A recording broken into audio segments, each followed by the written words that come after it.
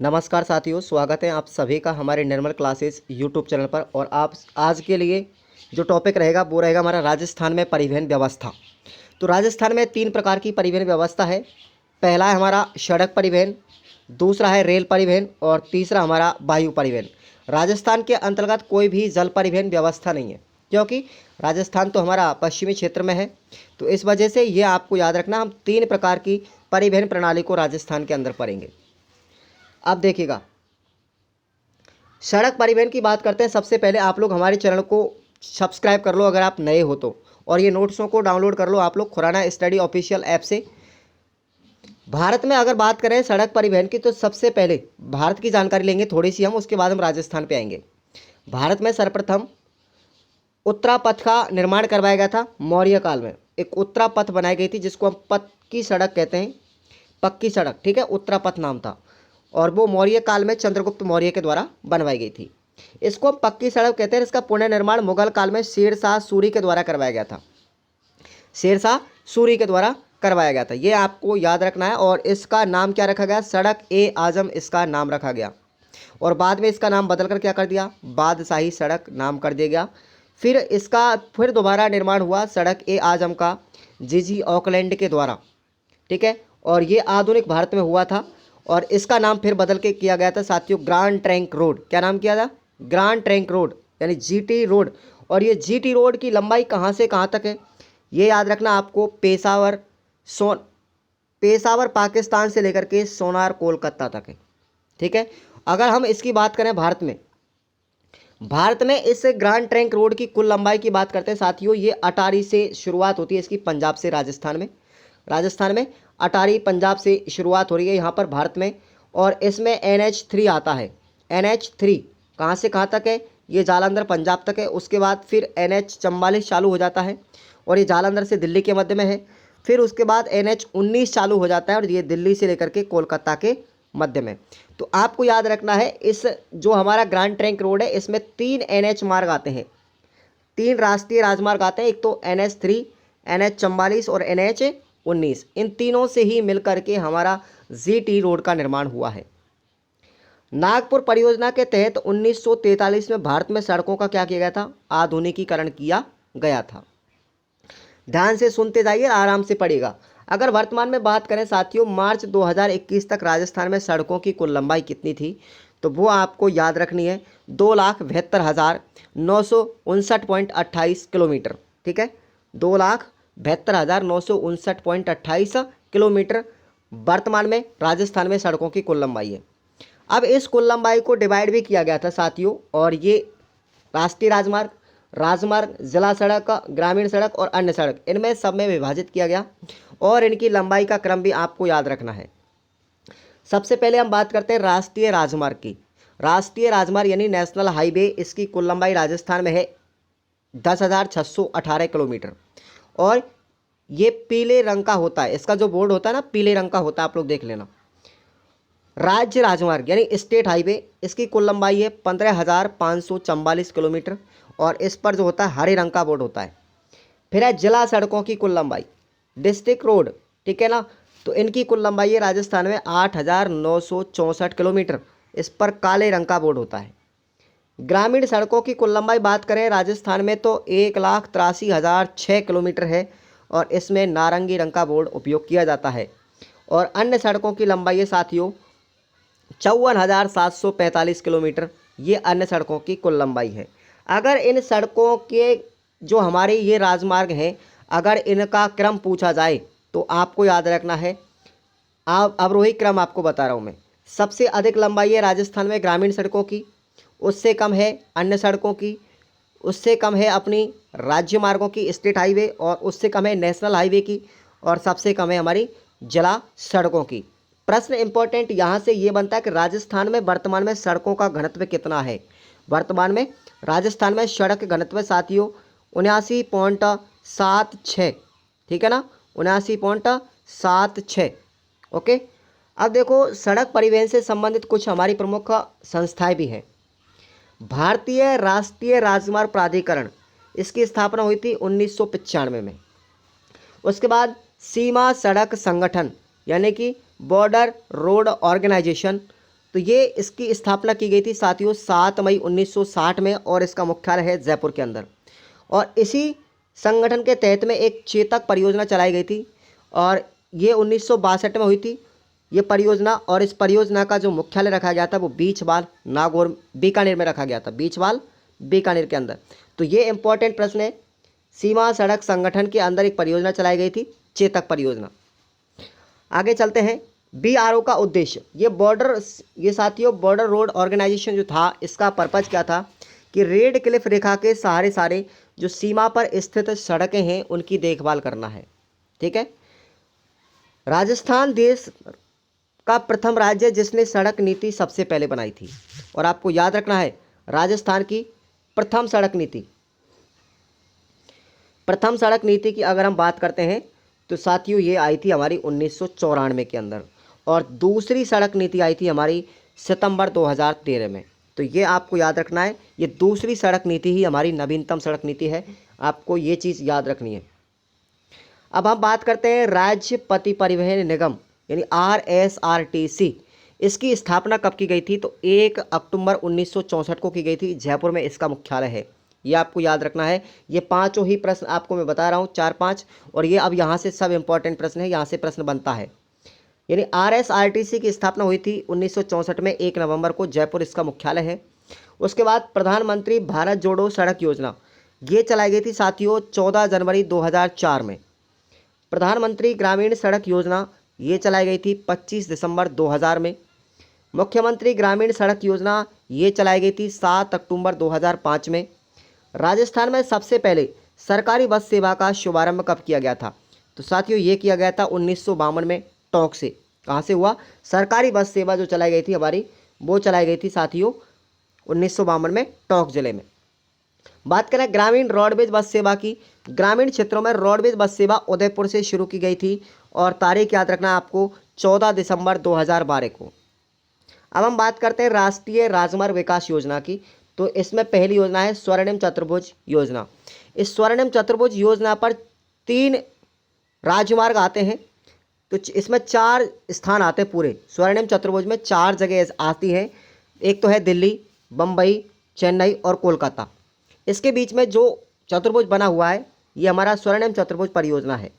और इसमें बात करें तो हमारी दिल्ली से मुंबई तक NH 48 आएगा, दिल्ली मुंबई NH 48, उसके बाद फिर मुंबई से चेन्नई तक फिर NH 48।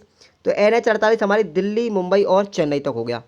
उसके बाद चेन्नई से लेकर के कोलकाता तक हमारा NH 16 हो गया और कोलकाता से लेकर के दिल्ली तक हमारा NH 19 हो गया। इस तरीके से हमको ये स्वर्णिम चतुर्भुज परियोजना में आए हुए राष्ट्रीय राजमार्गों का नाम आपको याद रखना है। अब देखिएगा इसमें साथियों आपको हम बता देते हैं। अब देखते हैं उत्तर पश्चिम गलियारा जिसको हम NH 44 के नाम से जानते हैं। उत्तर पश्चिम गलियारा कौन सा है? हमारा नेशनल हाईवे 44। और ये जम्मू कश्मीर से लेकर के कन्याकुमारी तक है और यह राजस्थान से होकर गुजरता है, राजस्थान के धौलपुर ज़िले से होकर गुजरता है। याद रखना, आपसे पूछ लिया जाएगा, कई बार पूछा भी गया है कि उत्तर पश्चिम गलियारा से राजस्थान का कौन सा ज़िला कौन से ज़िले से होकर के गुजरता है? आंसर क्या होगा? धौलपुर। और इस NH 44 की अगर कुल लंबाई पूछी जाए तो साथियों 3445 किलोमीटर है और राजस्थान में इसकी लंबाई मात्र 28 किलोमीटर है और ये धौलपुर ज़िले से होकर के गुजरता है। अब बात करते हैं पूरब पश्चिम गलियारा। पूरब पश्चिम जो गलियारा है उसको कहते हैं हम NH 27, नेशनल हाईवे 27, और ये हमारा पोरबंदर गुजरात से लेकर के सिलचर असम तक है। ठीक है ना। अब देखिए स्वर्णिम चतुर्भुज हमने पढ़ लिया, अब उसके बाद पढ़ेंगे स्वर्णिम त्रिकोण। स्वर्णिम त्रिकोण में हमारे 3 क्या आते हैं? नेशनल हाईवे आते हैं। एक तो हमारा दिल्ली है, जयपुर है और आगरा। अब दिल्ली से जयपुर के बीच में आएगा NH 48। कौन सा आएगा? NH 48। और जयपुर से आगरा के मध्य में क्या आएगा? NH 21। और आगरा से दिल्ली के मध्य में क्या आएगा? NH 44। तो ये 3 नेशनल हाईवे से मिलकर बना है स्वर्णिम त्रिकोण। और आपको याद रखना इस स्वर्णिम त्रिकोण में हमारे राजस्थान का एकमात्र जयपुर जिला है, बस। क्लियर। हम बात करते हैं प्रमुख राजमार्गों की।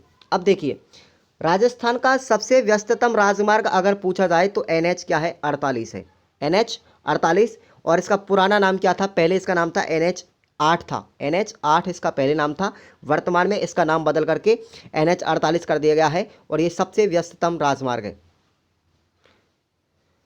और ये बात करें NH जो 48 है, ये कहाँ से गुजरता है? ये दिल्ली से होते हुए अलवर, जयपुर, अजमेर, भीलवाड़ा, चित्तौड़गढ़, उदयपुर, डूंगरपुर और चेन्नई तक, यानी कि ये हमारा दिल्ली से चेन्नई के बीच में और राजस्थान के ये जिलों को से होकर के गुजरता है। इसी NH48 पर साथियों राजस्थान के ये बीचों बीच से होकर के गुजरता है और ये राजस्थान का सबसे प्रथम, यानी प्रथम क्या है, एक्सप्रेस हाईवे है, 6 लाइन है। इस पर एक ट्रॉमा हॉस्पिटल भी बना हुआ है। और अगर आपसे पूछे कि सर इसका अभ्यारण्य किस राष्ट्रीय राजमार्ग पर स्थित है, तो वो हमारा NH48 पर स्थित है, क्योंकि ये कहाँ से गुजरेगा, हमारा अलवर से होकर के गुजरेगा, इसलिए। अब बात करते हैं हम NH11। अब देखियो NH11 जो है ये हमारा राजस्थान का दूसरा सबसे बड़ा NH है, जिसका पुराना नाम NH15 है। इसकी कुल लंबाई की बात करें तो ये 763 किलोमीटर लंबा है और ये गुजरता कहाँ से है साथियों? ये गुजरता हमारा म्यालजार से गुजरता है। ये म्यालजार जैसलमेर में है। तो ये म्यालजार से जोधपुर, जोधपुर से बीकानेर, बीकानेर से चूरू, चूरू से सीकर, सीकर से झुंझुनू और झुंझुनू से चलता है नासोल हरियाणा तक, नारनौल हरियाणा तक जाएगा, नारनौल हरियाणा।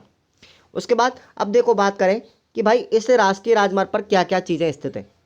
इस पर देखो राष्ट्रीय मरु उद्यान है जैसलमेर में, और बीकानेर का गजनेर अभ्यारण्य इसी राजमार्ग पर है, ताल छापर अभ्यारण्य चूरू का इसी पर है, फतेहपुर सीकर भी इसी में है। तो ये आपको याद रखना है। अब बात करते हैं NH27 के बारे में, हम पढ़ते हैं थोड़ा सा। पूर्व पश्चिम जो गलियारा था, ये पोरबंदर गुजरात से स्टार्ट होता है और ये चंबल नदी के है, ये हमारे असम सिलचर तक, कहाँ तक, असम सिलचर तक जाता है। इस राष्ट्रीय राजमार्ग जो गुजरता है राजस्थान में, ये सिरोही से होकर गुजरता है, उदयपुर से गुजरता है और उदयपुर में देवारी दर्रा और हाथी दर्रा दोनों इसी NH27 पर आते हैं। चित्तौड़ से होकर गुजरता है तो बस्सी अभ्यारण्य से गुजरेगा, भीलवाड़ा से होकर गुजरेगा, बूंदी से गुजरेगा और कोटा से गुजरेगा। और कोटा का जो हैगिंग ब्रिज है चंबल नदी पर बना हुआ है, वो इसी NH27 पर है। फिर कोटा से बारा जाएगा और बारा से असम सिलचर की तरफ पहुंच जाएगा। तो ये पोरबंदर गुजरात से लेकर के असम सिलचर तक NH27 का विस्तार है, जिसको हम पूर्व पश्चिम गलियारा कहते हैं। अब बात करते हैं NH52 की। NH52 राजस्थान का सबसे लंबा नेशनल हाईवे है और इसकी लंबाई 792 किलोमीटर है। ये स्टार्ट होता है साथियों पंजाब से लेकर के अकोला कर्नाटक तक, और ये राजस्थान के चूरू, सीकर, जयपुर, टोंक, ठीक है, भीलवाड़ा, बूंदी, कोटा, झालावाड़ और सीधा कहाँ तक जाएगा, फिर अकोला कर्नाटक तक। तो ये जिलों से होकर राजस्थान में गुजरता है। अगर बात करें साथियों राजस्थान की सबसे लंबी जो सुरंग है बूंदी में है, और ये बूंदी में NH52 पर ही स्थित है। अब बात करते हैं NH21 की। NH21 ये हमारा जयपुर से स्टार्ट होता है घाट की गुण से, और फिर जाएगा ये जयपुर, जयपुर से भरतपुर जाएगा, भरतपुर में केवलादेव अभ्यारण्य इसी के पास में है, फिर बरेली यूपी तक। तो ये आपको याद रखना है, घाट की गुण जयपुर से स्टार्ट होगा और बरेली यूपी तक जाता है, और इसी ही राजमार्ग पर हमारे भरतपुर का केवलादेव अभ्यारण्य NH21 पर ही है। क्लियर? आगे चलते हैं हम, देखिएगा अगला आता हमारा NH58। अब देखेंगे NH58 जो है साथियों वो रतनगढ़ चूरू से शुरू होगा और यहाँ से होते हुए नागौर जाएगा, अजमेर जाएगा, पुष्कर झील इसी पर पड़ती है, और फिर राजसमंद, राजसमंद से जाएगा उदयपुर, उदयपुर में चीरवा का जो घाट है वो इसी पर है, और ये सीधा पालमपुर गुजरात निकलेगा। तो आपको याद रखना है NH48 रतनगढ़ चूरू से प्रारंभ होकर के पालमपुर गुजरात तक जाता है। उसके बाद हमारा NH909, NH909 और इसका पुराना नाम आपको याद रखना 71B है। ये हमारा पलवल हरियाणा से स्टार्ट होगा और रेवाड़ी हरियाणा में ख़त्म हो जाएगा, लेकिन ये हमारे अलवर ज़िले से होकर गुजरेगा और ये राजस्थान का सबसे छोटा NH है, नेशनल हाईवे है। याद रखना राजस्थान का सबसे छोटा नेशनल हाईवे 71B है, जिसका 71B ये हमारा पुराना नाम है और नया नाम क्या है इसका 919 है। याद रखना एग्जाम में आए कुछ भी, चाहे 919 आ जाए चाहे 71B आ जाए, ये हमारा सबसे छोटा नेशनल हाईवे है जो केवल अलवर ज़िले को टच करते हुए हरियाणा से चला जाएगा। अगर आपसे पूछे राजस्थान का पूर्णतः सबसे लंबा NH कौन सा है, तो NH25 है और इसका पहले नाम था साथियों 112। ये सबसे लंबा NH है NH25, जिसका पहले नाम था 112। और अगर पूछे राजस्थान में पूर्णतः सबसे छोटा नेशनल हाईवे, तो NH 448 है, और NH 448 का पहले नाम था पुराना 79A। कौन सा है? 79A। अब बात करते हैं राजस्थान में सर्वाधिक NH सड़कों की लंबाई। राजस्थान में सर्वाधिक राष्ट्रीय राजमार्ग सड़कों की लंबाई वाला जिला है हमारा बाड़मेर, और न्यूनतम जिला कौन सा है? धौलपुर। सर्वाधिक सड़क घनत्व वाला जिला अगर पूछा जाए तो राजसमंद है, और न्यूनतम सड़क घनत्व वाला जिला पूछा जाए तो जैसलमेर है। राजस्थान में सर्वाधिक सड़कों से जुड़ने वाला गांव तो साथियों कौन सा है? गंगानगर है, और न्यूनतम सड़कों से जुड़ने वाले गांवों की संख्या पूछ जाए तो सिरोही में है। राजस्थान में अगर बात करें नेशनल हाईवे की कुल संख्या कितनी है? 52 है, और स्टेट हाईवे की संख्या कितनी है? 172 है। ये भी आपको याद रखना। अब देखो 4 राष्ट्रीय राजमार्ग ऐसे हैं हमारे नेशनल हाईवे जो 7 जिलों से होकर के गुजरते हैं, 7 जिलों से। एक तो है NH 27, दूसरा NH 48, तीसरा NH 52 और चौथा NH 62। ये 7 जिलों से होकर के गुजरेंगे हमारे, ठीक है ना। अब बात करते हैं स्टेट हाईवे। स्टेट हाईवे यानी कि राज्य राजमार्ग। सबसे छोटा अगर राजमार्ग आपसे पूछा जाए स्टेट हाईवे तो वो है 94। ये हनुमानगढ़, राजगढ़ और जैसलमेर के बीच में गुजरता है। हनुमानगढ़ से प्रारंभ होगा और जैसलमेर तक खत्म हो जाएगा। अगर सबसे छोटा पूछा जाए तो कौन सा है? SH 398 है, टोंक जिले में मात्र 3 किलोमीटर इसकी लंबाई है। राज्य में सर्वाधिक अगर पूछा जाए कि भाई स्टेट हाईवे वाला जिला कौन सा है तो वो है हमारा नागौर। अब बात करते हैं हम रेलवे परिवहन पर आते हैं। रेलवे परिवहन की बात करें तो रेलवे परिवहन को संविधान की संघ सूची का विषय माना है। किसका? संघ सूची में शामिल किया गया है, और भारत में रेलवे का राष्ट्रीयकरण 1951 में हुआ था। अब बात करेंगे थोड़ा सा हम इतिहास के बारे में जानेंगे, रेल के बारे में। भारत में रेलवे के जनक अगर कहलाते हैं वो हमारे लॉर्ड डलहौजी, और भारत में रेलवे वाले बाबा हैं किशन लाल सोनी।